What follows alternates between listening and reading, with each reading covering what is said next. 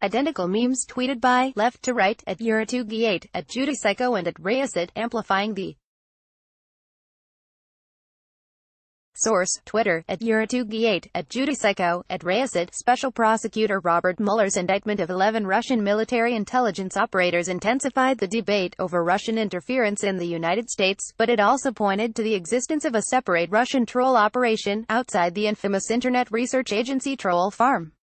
The operation combined hackers, a fake grassroots campaign, fake social media accounts, non-existent journalists, and a dedicated website to undermine the presidential campaign of Hillary Clinton, promote the foreign policy priorities of the Russian government in general, and promote the Russian Ministry of Defense (MOD) in particular.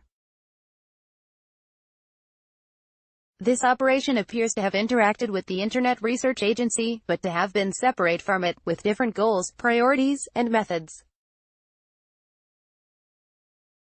Mueller's indictment therefore indicated that the United States was the target of not one, but at least two separate troll operations during the 2016 election, and one of them was directly linked to the Russian government. The indictment alleged that the GRU, Russia's military intelligence, hacked emails from Democratic Party staff and allies, published them on a website called DC Leaks, and promoted them through social media accounts in the name of fictitious American persons. At the Lab examined the role of DC Leaks in a separate post. The indictment listed a number of names attributed to these fictitious American persons. The best known was Alice Donovan. Others included Jason Scott, Richard Gingrey, Carrie Fian, Kate S. Milton, James McMorgans, and Karen W. Millen. Excerpt from Mueller's indictment, identifying Alice Donovan, Jason Scott, and Richard Gingrey as fictitious characters. Source: U.S. Department of Justice. The indictment also stated that the GRU agents used a specific computer to create a Twitter account called @DeCleeks_, and the same computer to run a Twitter account called @BaltimoreResewer. The latter account allegedly pushed the hashtag. A Twitter search, archived here, for the hashtag from June 5, 2016 through June 8, 2016 returned 39 posts. Some just consisted of the hashtag. Posts on source, Twitter. Others featured the hashtag and a single meme. Identical memes tweeted by left to right at Yura2G8, at JudyPsycho, and at Rayacit, amplifying the source, Twitter, at Yura2G8, at JudyPsycho, at Rayacit. Almost all the tweets were posted by accounts which had only tweeted once. To right, profiles of at Uoi450, at Mekapiwoot, and at Freewit, all archived on July 19, 2018. Source, Twitter. The only exception was the first surviving account to have posted the hashtag and the meme. Called it @Wash3241, screen name, David Washington. This account, archived here, posted 565 times between its creation on February 19, 2015, and its last post, on November 9, 2016, the day after Trump's victory. Most of its posts consisted of shortened links leading to a Facebook page, David Washington 37017, which appeared to have been deleted. Some used shortened links to share a range of anti-Clinton news articles. Tweets by @Wash3241 in August 2016, archived on July 19, 2018.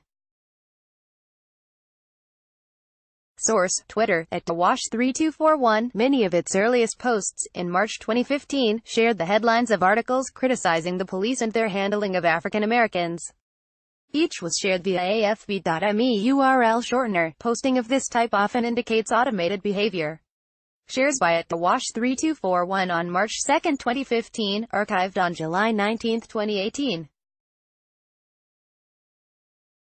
Source, Twitter, @Wash3241. The overall Twitter traffic on this therefore looked like an operation carried out by fake accounts to promote anti-Clinton messaging.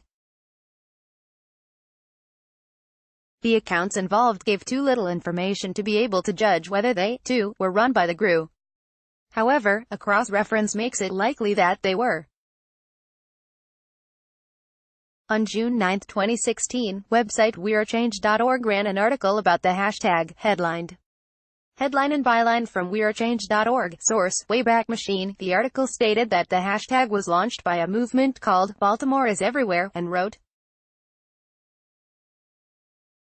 "The Baltimore is Everywhere movement was created by young black social media activists in May 2015. Its goal is to coordinate efforts of different human rights activists all over the country. The movement closely cooperates with regional BLM organizations and National Association Against Police Brutality (NAAPB). The article also alleged that the president of the NAAPB, Jonathan Newton, had posted a message to the NAAPB page which promoted the hashtag, attacked Clinton and praised her Democratic rival, Bernie Sanders. It presented an image, not a link, of the post as evidence. Left the embedded image in the article. Right enlargement of the image." Source: Wayback Machine. On the same day, Mr. Newton changed the profile picture on his personal Facebook account to the archived on July 19, 2018. Source: Facebook. Jonathan Newton, at the Lab, contacted Mr. Newton. He confirmed that he adopted the hashtag on his personal Facebook page, but denied having made the post to the NAAPB page. He stated that he would never have published something that inflammatory on the public page because that would have undermined the page's legitimacy. A search of the NAAPB page and Mr. Newton's own page did not turn up the post attributed to him. The fact that the Donovan article only provided a screenshot, rather than a link, would have made it much easier to fake the post. He also vehemently denied any connection or coordination between the NAAPB and the Baltimore is Everywhere group, one of the key claims the Alice Donovan article made. Indeed, the Baltimore is Everywhere group left remarkably little trace online. It was the name of a public group on Facebook. As of July 19, 2018, it had no moderators or administrators, and had not posted since 2017, although it did boast over 4,000 followers. Members of Baltimore is Everywhere Facebook page, screenshot and archive from July 19, 2018. Source: Facebook. Baltimore is Everywhere. According to one user who posted to the page repeatedly, the page lost all its moderators before June 24, 2017, and had not approved submissions since December 2016, shortly after Trump's election. Post and comment on the Baltimore is Everywhere Facebook page, archived on July 19, 2018. Source: Facebook. The group's About page described its mission in clumsy English which appeared to struggle with the word "the", a grammatical error often made by Russian speakers. Join us to fight against lawlessness and tyranny of the corrupt police and government, one account claimed to represent the group. On June 3, 2016, an account called Nash Yellow posted a message to the Black Lives Matter group in Asheville, North Carolina. The account featured the face of an African-American woman, but its use of language featured the same grammatical difficulties as the Baltimore is Everywhere page. For example, the opening phrase, "I'm the one of representatives of Baltimore is Everywhere movement," post by Nash Yellow to the Asheville BLM group, archived on July 19, 2018. Source: Facebook. Nash Yellow. The account posted its first profile picture and banner on June 2, 2016, changed to the anti-Clinton meme on June 5, changed to a new picture on June 22, and, as of July 23, 2018, had not changed profiles again. At the Lab reached out to the account to verify whether there was a real person behind the account, but received no reply. The combination of linguistic telltales and account behavior lead us to conclude that this, too, was part of an influence operation. Like the shortened to Baltimore is Everywhere, the group's name was attached to the Twitter handle at Baltimore Reesware, attributed by Mueller to the GRU. The at Baltimore Reesware account has been suspended. One of its tweets, a quote of an anti-Clinton post by TV personality Tim Black, with the Facebook share of tweet by at Baltimore Reesware, archived on July 19, 2018. Source: Facebook. One account did promote its content, albeit unsuccessfully, at Wash3241, which tweeted a Facebook post about it in May 2015, archived on July 19, 2018. Source: Twitter, @thewash3241. A Twitter search for mentions of the @Baltimore Reese-Ware handle only returned 5 results before the indictment was published. A search for the hashtag. This level of activity was so low that it suggested that the movement was not a genuine grassroots one, but a mock-up. On the basis of this evidence, cross-referenced with Mueller's indictment, the "Baltimore is Everywhere" accounts on Facebook and Twitter appear to have been an attempt by Russian intelligence to infiltrate the BLM community, in the same way that the Black Matters Facebook page, run by the troll farm, targeted race issues. However, according to an archive of over 200,000 tweets from the main Russian troll farm preserved by NBC News, the troll farm did not use the "Baltimore is Everywhere" group, therefore appeared to belong to a separate operation, whose leading voice was the fake persona, Alice Donovan. That persona left many traces online. The Alice Donovan account did not focus primarily on social media, but on fringe media sites, especially with a left-leaning or anti-US stance. The name was associated with Russian troll operations relatively early. According to a New York Times article in September 2017, a Facebook page called Alice Donovan was one of the first to advertise WikiLeaks publications, writing in stilted English that the leaks describe eventual means and plans of supporting opposition movements, groups or individuals in various countries. When the New York Times raised the account with Facebook, the platform challenged the account to prove its authenticity. It failed and was removed. The name, Alice Donovan, also featured in a Twitter account, and as the email address of a self-styled, freelance journalist. The email was used to submit articles to left-wing or anti-US sites such as Counterpunch, Veterans Today, GroundReport.com and WeAreChange.org. Over 2 dozen were published. The articles were largely critical of American foreign policy and supported the Syrian regime. Subs of articles by Alice Donovan on Counterpunch and Veterans Today, captured by Medium user @Ashadrans. The headlines cross-check against headlines captured by Counterpunch in its own investigation of the Donovan persona. Source: Medium, @Ashadrans. Articles attributed to Alice Donovan on GroundReport.com. Note her name in the URL. Source: GroundReport.com. Since Alice Donovan is not a unique name, it is important to assess whether these accounts were connected. The first confirmation of the link came from Counterpunch, to which Alice Donovan had submitted various articles, using the email of that name. Error reports that the Alice Donovan persona was fictitious. Counterpunch launched its own investigation, emailing the Donovan address to ask for verification. According to Counterpunch, the email user replied in late 2017, writing that she was indeed the Alice Donovan referred to in the New York Times story, unless this was an attempt to impersonate an account which had been found to be inauthentic. This connects the Facebook account with the email address and the Counterpunch articles. Some of the articles bylined Alice Donovan appeared on multiple websites, including Counterpunch, further connecting them to the email and Facebook accounts. List by Counterpunch of publications by Alice Donovan.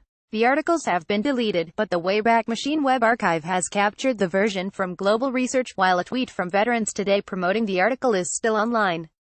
Source: Counterpunch. The Twitter account, which was barely active, just 28 posts, according to Counterpunch, promoted an article which accused former President Obama and presidential candidate Hillary Clinton of supplying arms to the Islamic State terrorist group, with the words, "My article," tweet by @Alice Donovan_, preserved by Medium user @Ashadrans.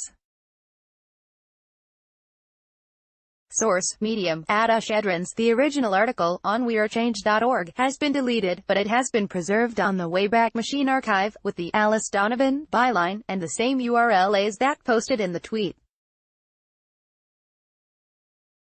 Headline, banner, and lead of the Alice Donovan article referenced in the tweet. Note the insistence that the leaked emails are real, and the complaint about the lack of reporting. Source: Wayback Machine. Again, unless the tweet was an attempt to impersonate a fictitious writer and take credit for a post on a fringe outlet, this connects the Twitter account with the online articles, and through them, the Facebook page. Counterpunch's investigation found that the Alice Donovan articles were heavily plagiarized, and that it was impossible to confirm her identity. Facebook's suspension of the account also appears to confirm that there was no Alice Donovan behind the account. The overwhelming likelihood is that Alice Donovan was not a real identity, and that the Facebook, Twitter, and email accounts, and the news articles, were produced by the same person or group of people. Counterpunch concluded that there was probably not one single person behind the persona. According to Mueller's indictment, that group was Russian military intelligence. The content which Donovan shared was consistent with the theory that the operation was run by the Russian military. According to the New York Times article, one of the Donovan Facebook account's roles was to promote the emails leaked by DC Leaks. Independent analytical company ThreatConnect identified DC Leaks as a probable front for the Fancy Bear hacking team, itself attributed to the GRU. In August 2016, one article attributed to Donovan and posted on WeAreChange.org certainly boosted DC Leaks, focusing on emails from former U.S. Secretary of State Colin Powell, which the hacker group 600 Leaks had posted online. Article attributed to Donovan on WeAreChange.org. Source: Wayback Machine. The article on alleged U.S. supplies of arms to Islamic State also focused on leaks beginning. There's no denying the emails Julian Assange has picked up from inside the Democratic Party are real. The emails have exposed Hillary Clinton in a major way, and almost no one is reporting on it. This referred to a WikiLeaks dump of emails hacked from the Democratic National Committee in early 2016. The hack was carried out by a persona known as Guccifer 2.0.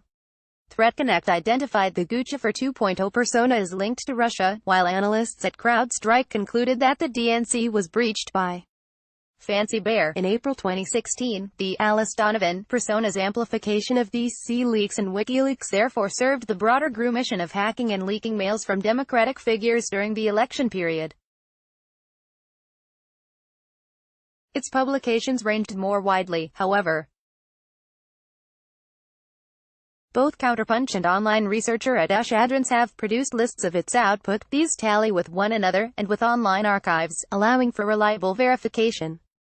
Some of the Donovan oeuvre was squarely aimed at Hillary Clinton, paralleling the anti-Clinton content posted by the Internet Research Agency.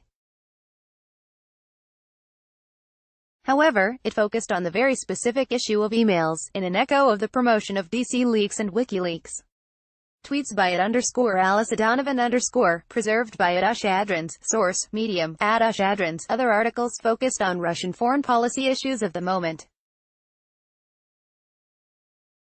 The first Donovan byline, published by pro-Kremlin site Veterans Today on February 25, 2016, was an attack on Turkey's President Recep Tayyip Erdogan. Headlined, "Does America Need Such Friends?" The post was made during a sharp chill in Turkish-Russian relations, caused by Turkey's downing of a Russian aircraft in November 2015. Kremlin anti-Turkish propaganda was intense at the time, and included reporting from Russia's state-funded RT, which violated basic standards of journalism.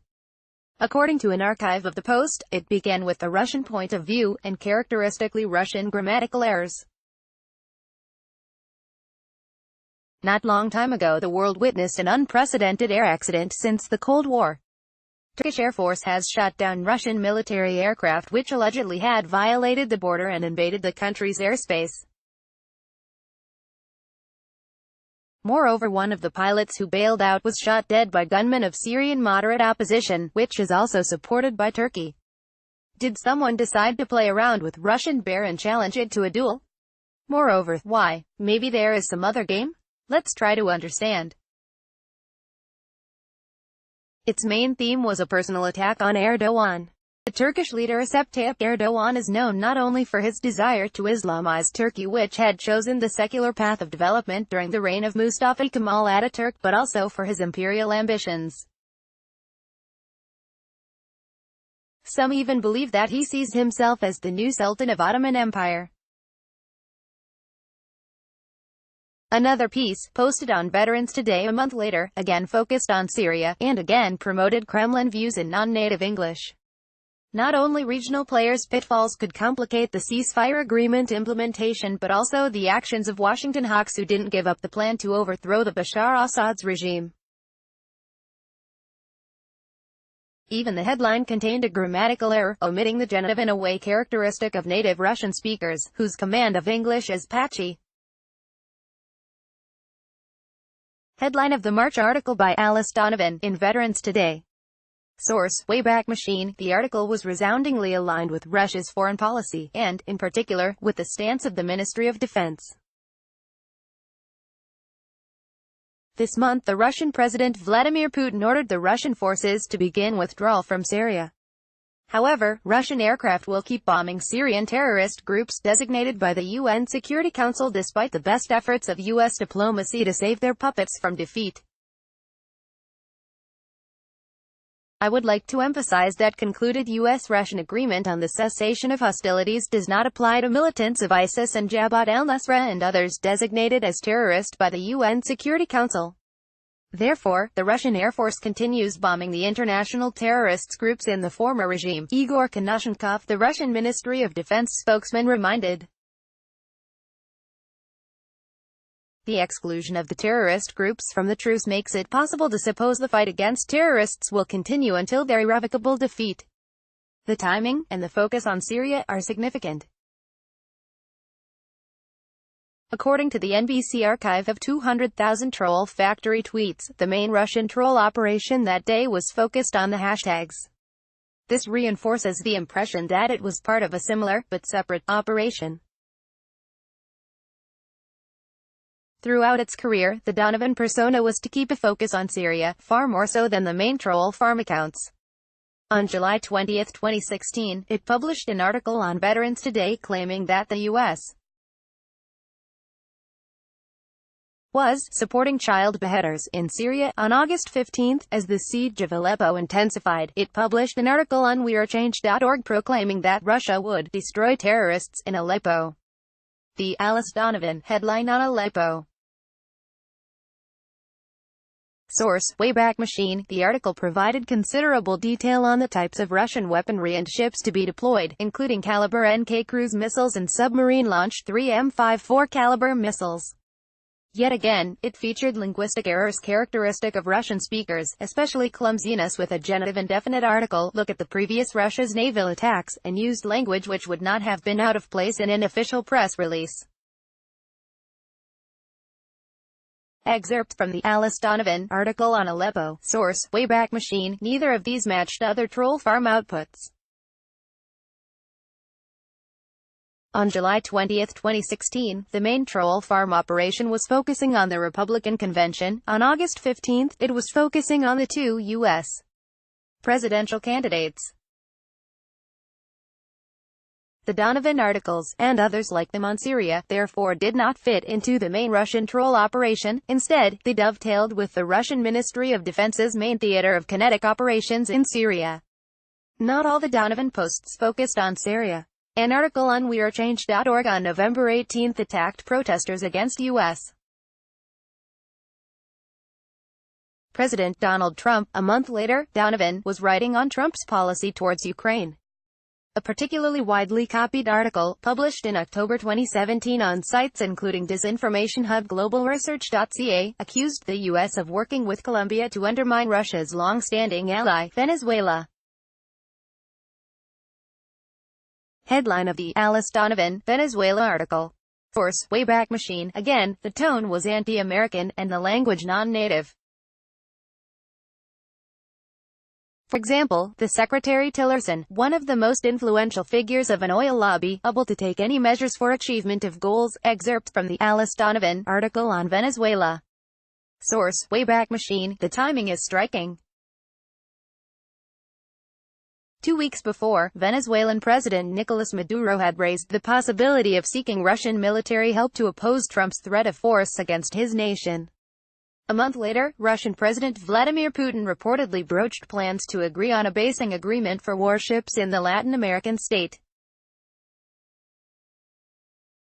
The Donovan article therefore dovetailed closely with a news item of particular concern to the Russian military.